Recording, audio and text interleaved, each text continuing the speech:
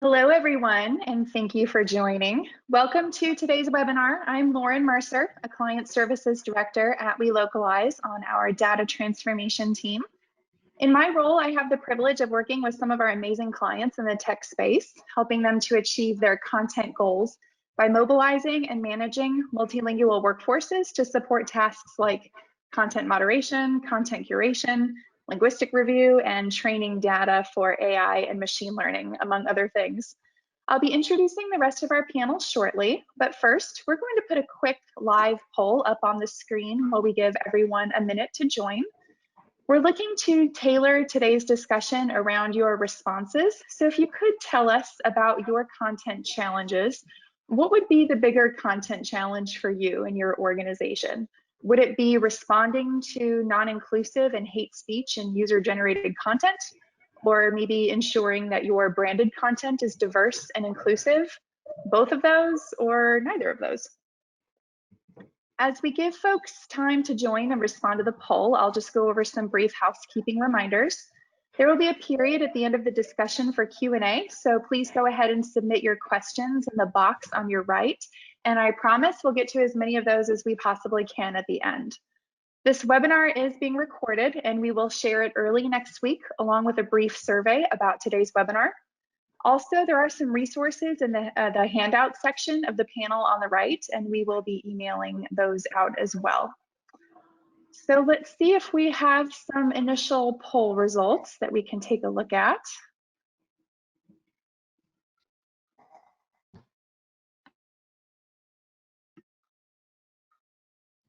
All right, so wow, I'm a little surprised to see that it looks like we don't have anyone who's strictly dealing with the non-inclusive and hate speech issue. It looks like there's a big portion that's dealing with both, and certainly ensuring that branded content is diverse and inclusive. So we're going to be covering both topics today. Glad to see that spread. For those of you who are new to WeLocalize, let me just give you a very quick overview about the company. WeLocalize is one of the world's leading language service providers. We help our clients reach, engage, and grow international audiences by delivering innovative solutions such as localization, linguistic validation, data transformation, AI enablement, and digital marketing, just to name a few. We have over 1,900 employees and support over 250 languages across a variety of industries. So in today's webinar, I'm going to be facilitating a panel discussion among our speakers. We'll be discussing the negative impact of non-inclusive and hate speech content online, and you can go to the next slide. So non-inclusive and hate speech content is an increasing problem, not only in English in the US, but worldwide, and the problem is multilingual. The consequences of harmful content are varied and very real. So on one maybe more dramatic end of the spectrum, unchecked online hate speech can and has led to offline violence and unfortunately loss of life here in the US and abroad. On the other side of the spectrum, studies show that brands are tarnished and consumers are less likely to buy when people see offensive user-generated content against that brand online. So today in 2020, consumers expect companies to react to harmful content rapidly. Think in terms of minutes or hours, not days. And that seems really daunting. Next slide, please. When you think about the scale of the problem. So just for social media alone, each day there are 500 million tweets shared, 350 million images uploaded to Facebook, 720,000 hours of content uploaded to YouTube, and 100 million photos and videos uploaded to Instagram. So that sheer volume of content online today, along with the expectation that offensive content is dealt with rapidly, requires a technological solution of artificial intelligence to handle scale and speed, combined with the power of human intelligence to handle context and effectively analyze that online chatter and remove harmful content before it does lasting brand damage or leads to offline violence. But it's not enough just to remove harmful content. Consumers today expect brands to be proactively inclusive and engaged with an increasingly diverse community of people. Brands have to go further than just protecting from harmful content by creating branded content that is consciously and intentionally inclusive, using thoughtful language and vocabulary. So these are lofty goals, to be sure, with inherent challenges that provoke really big questions, like how do you do this at scale with speed? What does good look like? How do you handle things like human bias and taking care of employees who are working on harmful content? So here to guide us in the discussion on these topics today, and you can go to the next slide, are Emil Atanasov. Emil is the Vice President of Internationalization at ServiceNow. Emil leads the internationalization strategy and execution at ServiceNow and has held senior roles in the industry for over 12 years. Emil will be telling us a little bit about ServiceNow and their passion around this topic and how language plays a key part in their efforts around inclusion. Olga Beregovaya is also joining us. She's the relocalized VP of AI and Innovation. Olga is an established industry expert in the field of innovative language technology and AI. She speaks regularly at conferences and was previously the president of the Association for Machine Translation in the Americas. And Olga will be speaking about how companies can leverage AI technology to solve these unique content problems. We also have Celine Katrina, our relocalized VP of Quality. With 15 years of experience in localization, Celine creates strong and innovative quality solutions. She'll be speaking about how we measure quality around this type of content and what good looks like. And then last but not least, we have Brennan Smith, the relocalized VP of Talent Strategy. Brennan leads our recruitment efforts and also manages the welfare and ongoing engagement of the relocalized global talent pool. Brennan is also a member of the relocalized Diversity Steering Committee, and he'll be speaking about how we can keep teams safe and engaged while working on harmful content. Now, let's go ahead and Emil, let's start with your perspective. So can you go ahead and introduce ServiceNow and also tell us what ServiceNow is doing specifically with language to foster a culture of diversity, inclusion, and belonging? Thank you, Laura, and thank you, Relocalize, for having me at this event. So there's several aspects that I would like to share. The company, ServiceNow, me in this case, and inclusive language learnings. ServiceNow is a cloud-based platform that delivers digital workflows, enabling great experience and unlocking productivity. We're headquartered out of Santa Clara, California, with over 70 offices across 27 countries globally. ServiceNow was founded in 2003 by Fred Luddy, and in 2019, ServiceNow had revenue of approximately $3.5 billion, 12,000 employees worldwide, and in 2020, our market cap is close to 100 billion. We were named to the Fortune World's Most Admired Companies list in 2020, and also named as one of the 2019 best workplaces for diversity by Great Places to Work. I personally joined two and a half years ago. I'm based in sunny Dublin, as you can see outside. I have spent the majority of my career in this field across the United States, with a bit of time in Singapore and now second time in Ireland. So everything starts with a purpose. And one of the ideas with the purpose that I want to describe is that every great company has one. It's a mission statement. At ServiceNow, we have a prominent role is played by diversity, inclusion, and belonging. It's part of the DNA and very central to the identity. One of the core values is embracing diversity and creating belonging. Our diversity, inclusion, and belongings team has done incredible work across the company to foster a more diverse and inclusive environment. I also want to make sure I use this forum and thank them for that. It is part of the company culture to be client, but also people-centric. I think that's very important. Why am I sharing this? In some cases, ideas, especially new ideas, they need a support to become reality. The inclusive language conversation didn't need to hit the campaign trail. It is so deeply seated within ServiceNow. As you can see in the slide, I'm talking about the journey and I'm talking about collaboration and the purpose. So we define the purpose, but then we also need to realize why is language important. It's the medium through which attitudes and behaviors are influenced. Inclusive language allows us to connect with a larger audience. As simple as that, that's fact. As we continue work on accessibility, universal designs, localizations, our company ServiceNow is surfacing area where we can do better. For example, inclusive language. So once you establish the purpose, the next part is collaboration. In our story, in our journey, we had core teams across design, product, engineering, support, operations, training, documentations. We all came together to form a partnership with the Global Employee Communication and the Diversity, Inclusion, and Belongings organization.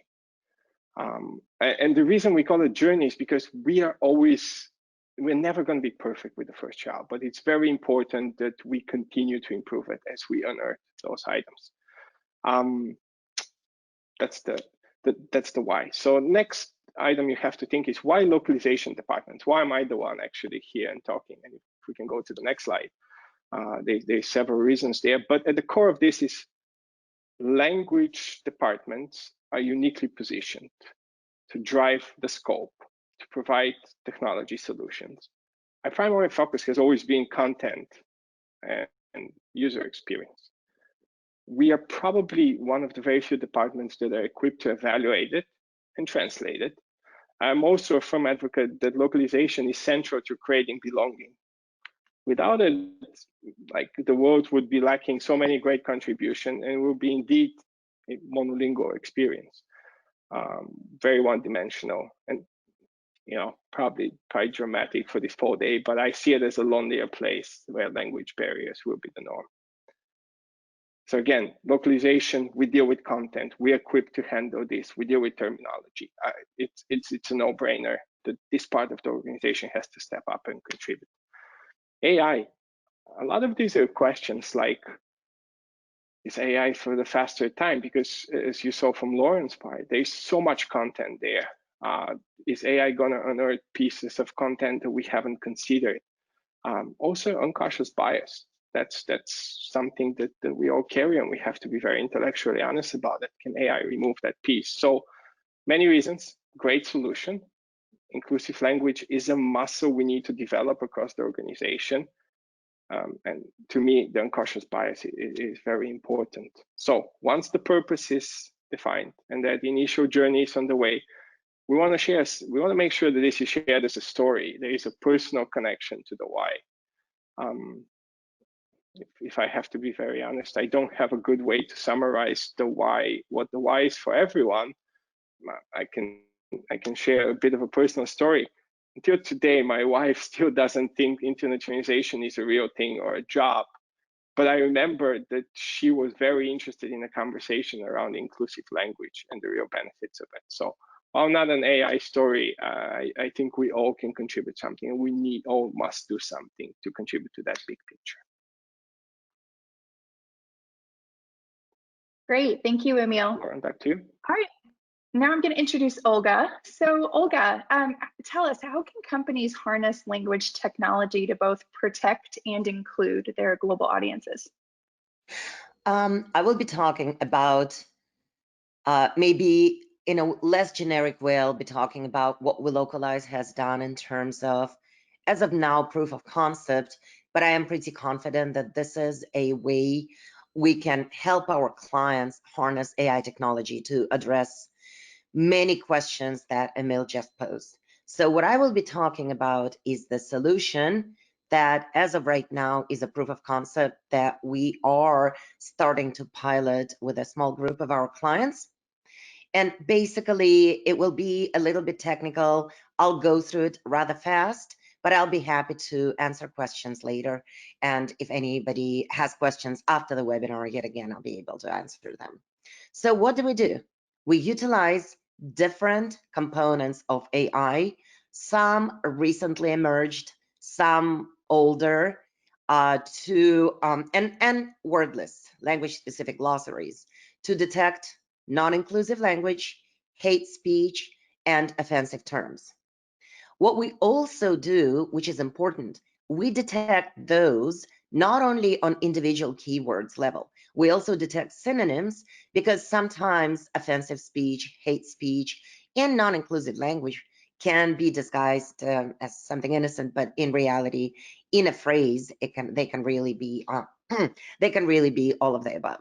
Now, again, not individual keywords, but also phrases, because often what the word is depends on the context. We also make replacement recommendations and synonym definitions for more accurate understanding of terms. Now, Lauren initially in the poll posed a question of user-generated content.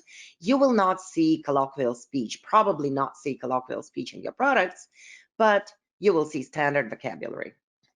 So a little bit of the feature set. There is glossary matching. We definitely capitalize on the recent advancements in neural networks, and we use neural networks basically to separate or tokenize individual words. It's important that we tag parts of speech, and we also run sentiment analysis. Now, to previous point, it's not an English problem. It is a global problem to be solved. So we have 60 plus pre-trained language models. Now, what we use, just a list of algorithms, maybe for those of you who are interested in underlying technology, definitely utilize deep learning, neural networks, and then several third-party, mostly academic or open source applications for sentiment analysis, word nets, which help us detect, identify synonyms and tokenization.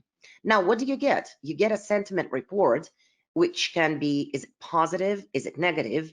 Is it any of those categories, hate speech, offensive, or non-inclusion? And you can drill down as much as you want, and I'll show some examples, or we can leave it at bird's eye view. And then majority polling, I know it's also part of what Salim will be talking about.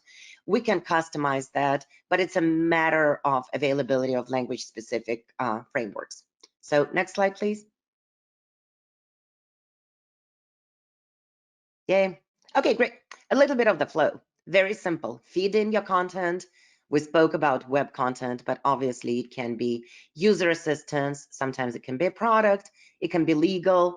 Not as much probably for hate and offensive speech, but your branded content or legal content would probably can potentially contain non-inclusive variants. What do? We mark it on individual segment level, and then we suggest inclusive corrections, but you can also abstract, as per the previous slide, you can also abstract to the document level. From there, okay, yes, no, non-inclusive, yes, this is what we do. And from there, it cascades all the way down. Hate speech, profanity, and disambiguation based on the context. As I said, some words can be completely innocent, but based on the context, they can be any of the categories above. And then it is the same as we said. We identify positive and negative polarity. We can drill deeper. We can customize what kind of sentiment and what kind of analysis we receive. But in the current proof of concept, it is really, is it innocent? Is it harmless? Or is it any of the negative categories above? So next, please. Yeah, this is probably a very busy slide, and probably it's easier to look at it later on your own. But basically, this is just, again, the underlying AI technology and how different features of the product actually correlate with the technology pieces that I mentioned earlier. So you can see WordNet, which is basically world's biggest network of synonyms and clusters. That's used to identify synonyms. Then there are components that are responsible for sentiment analysis.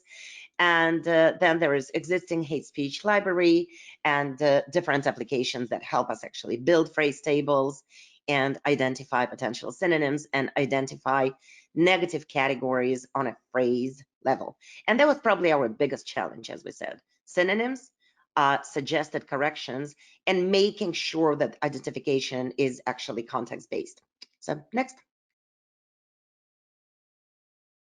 Yeah. Okay, here is your report example. I'm sure you have seen prettier things in life. Again, we have just launched proof of concept. So all of it will be plotted nicely, and the report obviously is going to be slightly more appealing.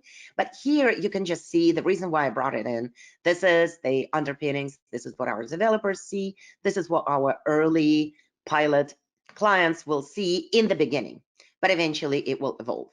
So you can see examples.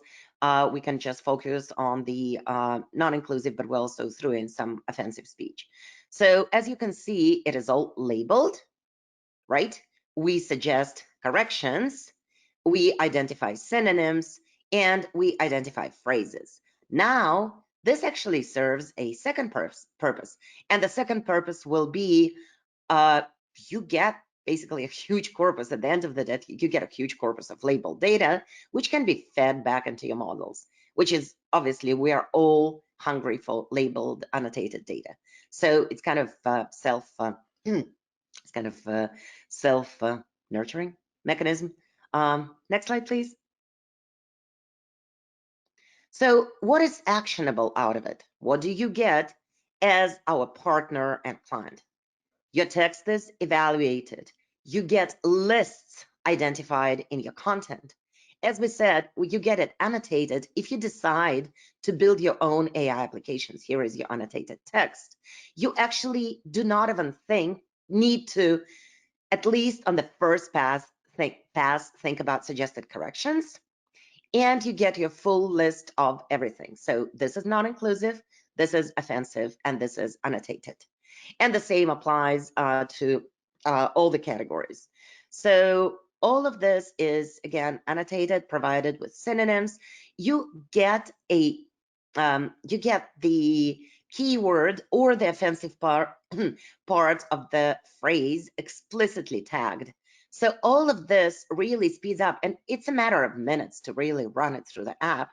So all of this speeds up your identification and correction suggestion process. And the best thing is all of this can be customized. We do know, and as Emil mentioned, companies are working on the problem. So if you already aggregated your lists, or if you know where to look and what documents can contain suspects, all of this can be customized based on the data or even the word lists you can provide us with. And here is a little bit of, again, this is a global problem. This is everyone's problem. And if anybody in the audience is comfortable sharing their lists, their findings, if it's not your company's IP, if it's not very confidential, we will be super appreciative if we could receive those, because then again, we will provide this service. And the more content we get, obviously, the more robust the solution is. I guess that wraps up my section. So it is very important that we're not doing it for scientific purpose. It is very important that it is actionable. It actually provides value, and it helps you make very fast decisions and draw very fast conclusions. So that's it from me, Lauren. Great, thanks, Olga. I'm actually going to ask a question that came through that I think is pretty relevant. And I think you alluded to this in your talk, but will this proof of concept be made available to customers? And can you expand on that a little bit? Yes, as I said, right now, I mean, the way we build things, and that's why I'm being extremely honest about proof of concept. Right now, we will be piloting with 3-4 customers to fine-tune proof of concept and turn it into an MVP, minimal viable product, so it actually can be made available to the customers, and then evolve the MVP further. But obviously, we will make sure that the customers can avail of the service. Now, how it will be packaged, most likely when we do similar things like performance linguistics or Smart LQA, which is something that we do in collaboration with our quality operations team, most likely we have it locally. So the accessibility would be through the dashboard. But all of this is being fine-tuned right now. But definitely long-term, it will be available and it will be provided. Proof of concept is something, again, there are so many things to be fine-tuned before it's completely productized, but it's really just a matter of a few months once we've proven everything valid and then a definitive yes. One thing I did not mention when we talk about our qual ops and then we pass it on to Salim, we work in very close collaboration with our quality team because they hold the keys to our linguistic assets, such as glossaries, such as word lists, multilingual lists. So this is something that I'm sure Salim will mention as well. Hope I answered the question. Yeah, absolutely. Thanks, Olga. That's fascinating. Okay, great. Well, Okay. I'm going to go ahead and introduce Salim Katrina now. So Salim, broadly speaking, how do you determine what good looks like when you're dealing with either harmful content or inclusive content? And more specifically, how do you prevent human bias from polluting machine training data? Thank you, Lauren. Those are both really good questions. And I think I'll take a stab at answering those kind of on the fly, and then that kind of links into this slide that I have to present. But when it comes to terminology curation in general, subjectivity is a factor that we are always kind of measuring for, and measurement of compliance and success is something that we're always monitoring as well, right? So when we talk about the measurement of, or the monitoring of term list curation for non-inclusive language and hate speech, we follow kind of the same process, which is a combination of business rules and collaboration, very much linked with what Emil presented a few presenters ago, right? So that we have enough guidance and enough channeling to direct our language team community in the right direction, but also enough space for linguistic feedback and feedback loops that help folks understand changes and in priority, and perhaps where subjectivity or bias is entering in. So both things are sort of combined throughout the process, as maybe some people in the audience have experienced with terminology management of other types. So like terminology management that you may have experienced before, there are sort of 4 main steps to the process. One of those, the first one of those is collection. So we work with the kind of internationally recognized sources of information that Olga mentioned to compile a term list. And then we also partner with our stakeholders. So especially when we're working at a customer level, we work with stakeholders on the client side and internally to make sure that we have sign off on our baseline of terms right at the beginning. Oftentimes that will start in English, though as everyone has said that thus far, I will echo, it is not a single language or single direction activity, right? We are localizing all across languages, and source content can come in English, and it can come, as we all know, in any other locale as well. And we'll see how we work with that through these steps. Once we have our term list and we've completed the collection portion, at least our baseline, then we go to community feedback. That community feedback, Olga mentioned that as majority polling. What we are trying to do there is narrow our list through feedback from our kind of focus group feedback from our linguist community, especially linguists who are more transcreation oriented, understanding that sometimes we have to manipulate the source or make changes, grammatical changes and syntax changes to correctly render an authentic source in the target language. We're using that feedback and channeling that expertise to make sure that what we are talking about when it comes to non-inclusive language is also relevant and authentic in the target locale. When we have those 2 steps, we move on to creating a taxonomy.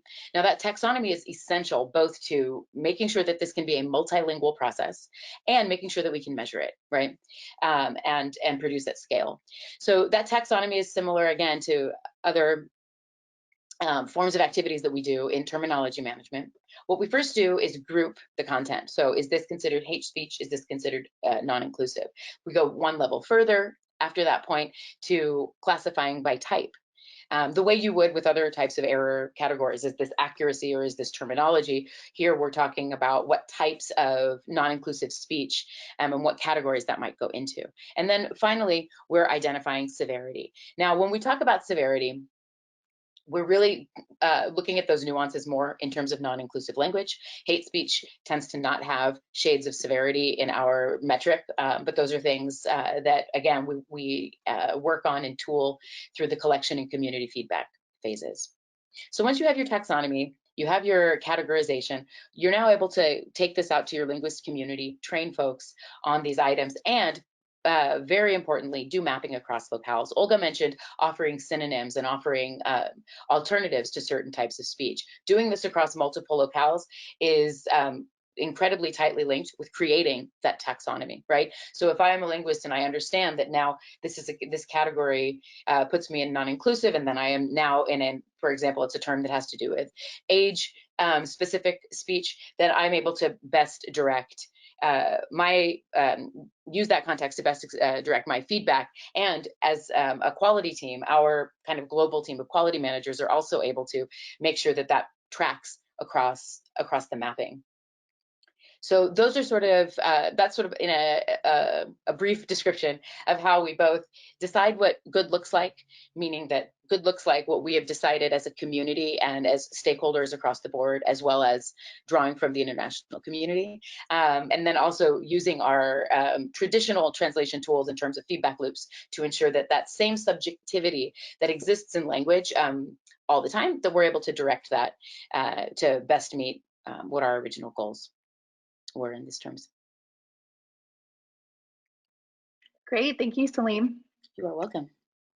Okay, now I'm going to introduce Brennan. And Brennan, I'm really excited for your part of the discussion, just because in my role at We Localize, I work with teams who work with some of the worst types of content that you can imagine, whether it's people transcribing text to help train voice assistants or people doing content moderation.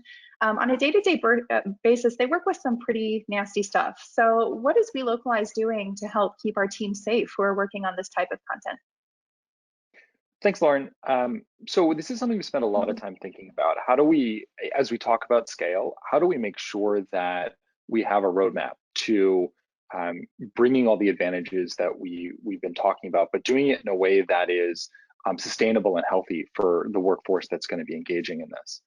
So Lauren, if you just want to flip to the next slide, there's kind of 5 key points that we think about. So first, maybe a little bit obvious, a lot of us here find this a really compelling topic, areas of improvement either for business reasons or for ethical reasons. We start with our workforce of what are we trying to do? How can we make the internet a more inclusive, less hateful place? And how do we make sure that accidentally we don't have platforms that introduce unpleasant experiences for groups all over the world? So I think kind of the number one area is just making sure that every community member who's helping to contribute to the creation or the adaptation of the list that we're talking about understand what we're trying to do and how they're contributing to the greater good. Second is content warnings and project consent.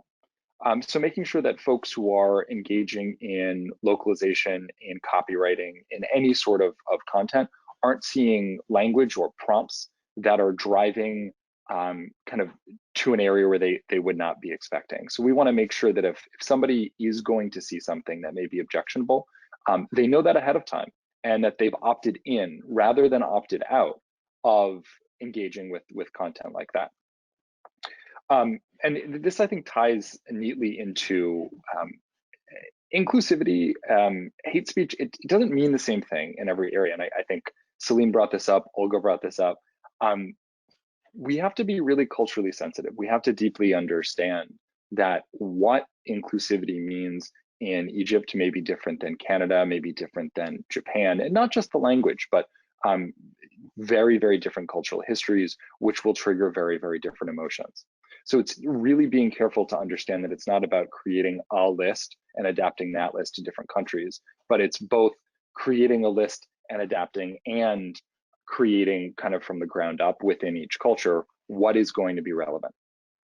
Then it becomes, how do we support the team members that have opted in, that have chosen to contribute to projects like this? Many folks may be really excited about the opportunity, about the mission and the why behind all this, but there's a limit to the amount of objectionable content any team member is gonna be able to work on and remain healthy. So definitely understanding how much time in a day, how many projects in a week would any team member spend kind of either understanding, creating, adjudicating what could be hateful or offensive. So it's different depending on what type of content folks are looking on, but it's always being really thoughtful that even folks who are excited by what we're doing, they're excited to contribute to the project. It doesn't end up being endless. And lastly, it's access to support. It's making sure that folks who do spend time on projects like this have somebody to talk to, that they have reference material to spend time kind of understanding what impact this may have on their own mental health and what they should do after they finish projects or especially medium and long-term engagements to help kind of get themselves out of a mindset that they maybe put in after spending a few hours in a row looking at and labeling objectionable content. So a lot of this is about the humans who are helping to enable this scalable solution. How do we put them in the best position possible to support these initiatives in a really long-term, meaningful way? Lauren, I think that probably answers your question. Any follow-ups there?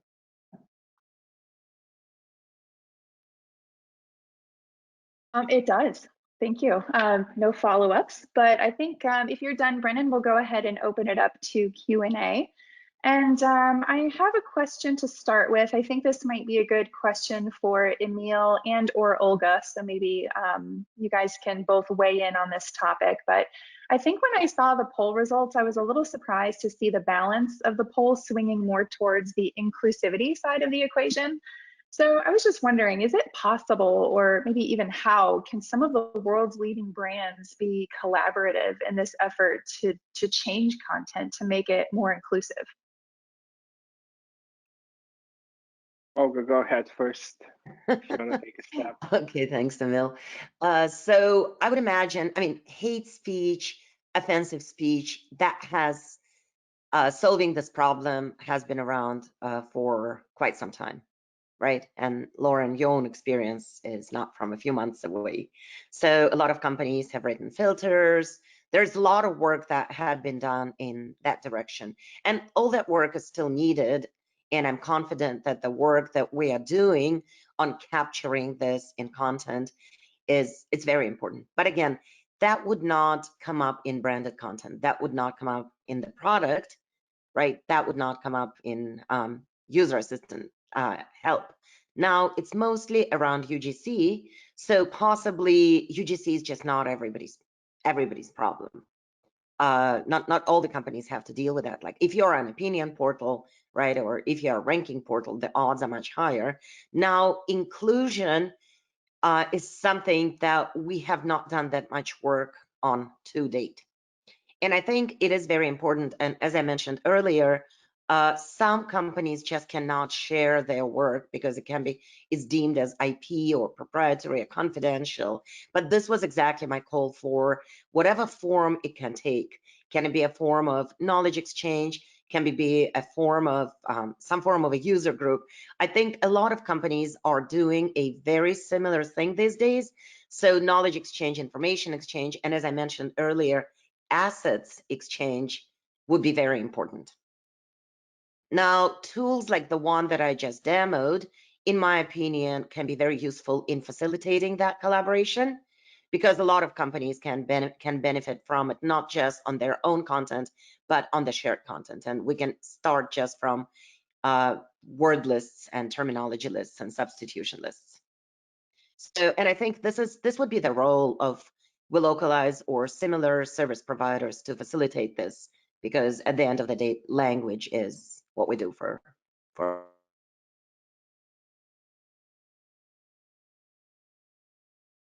Yeah, I think I want to second the opinion. So ultimately, as Olga mentioned, there's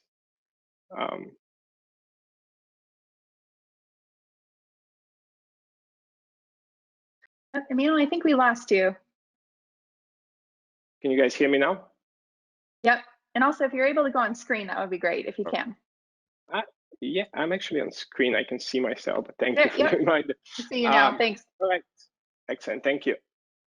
Very good summary there, Olga. So the reality is it's everyone's problem and we need to work together because, as I mentioned, it's not a muscle that the companies have naturally invested into building. It's something that even the ServiceNow journey, it started with the internal group, and that internal group got together and had the conversations. I believe in the power of sharing and within the framework. Now, if that's an IP related or if it's sensitive data, we have to be respectful of that.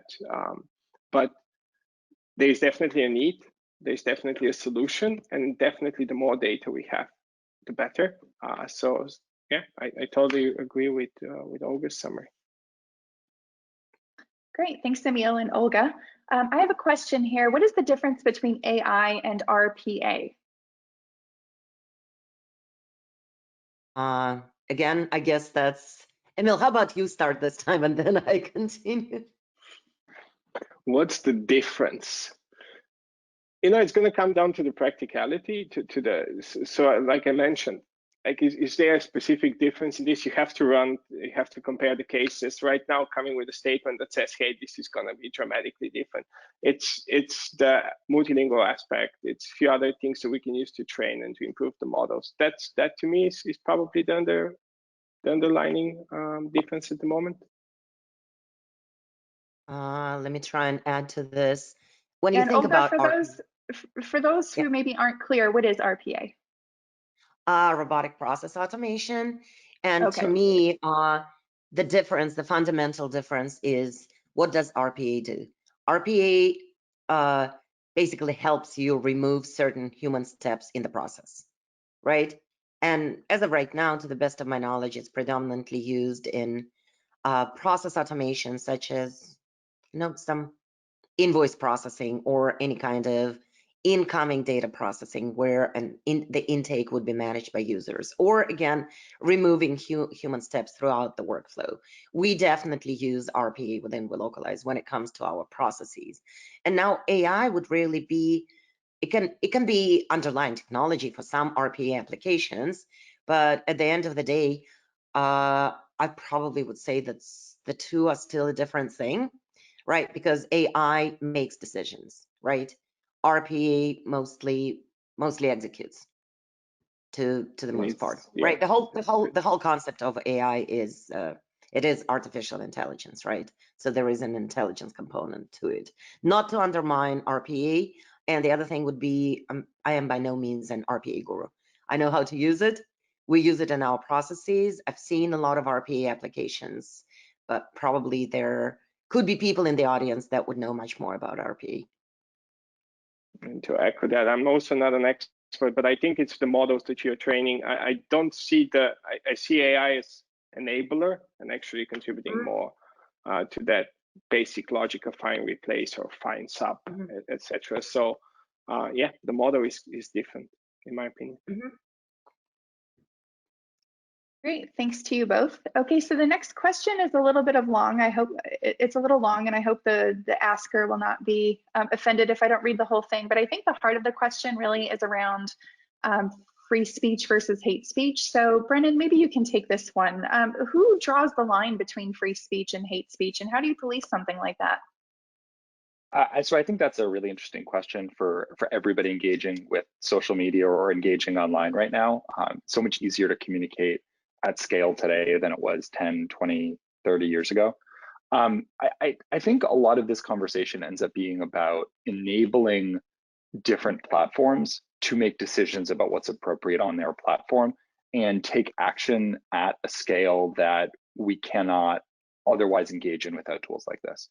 So I don't think this is really taking a position on free speech overall. Rather, it's saying, should a platform decide or want to build rules like they have, kind of since the beginning of the internet, whether it was human moderators or whether it was kind of more simple AI that flagged kind of predetermined images or words in the past.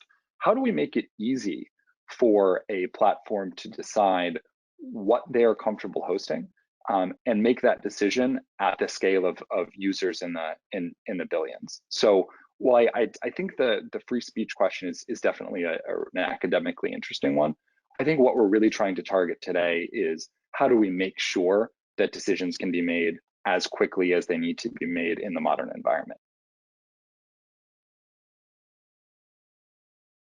Absolutely. Did anyone else want to chime in on that? Nope. Okay. I have another question. This one is probably for Olga. Is the proof of concept phase that you had mentioned earlier, would that be open to more clients who would like to collaborate? I think we would want to time it, but I would be more than happy to have conversations with those who are interested and basically see it is honestly just a matter of resources on my team's side, but just come talk to us, and I'm pretty sure we'll be able to fit something in. It just might not be tomorrow, but we are obviously looking for collaborators on the proof of concept, because the more, and if your content is diverse, which it would probably be, that would be super exciting for us to get our hands on as many content types or domains as possible. So come talk to me. I think that would be the answer.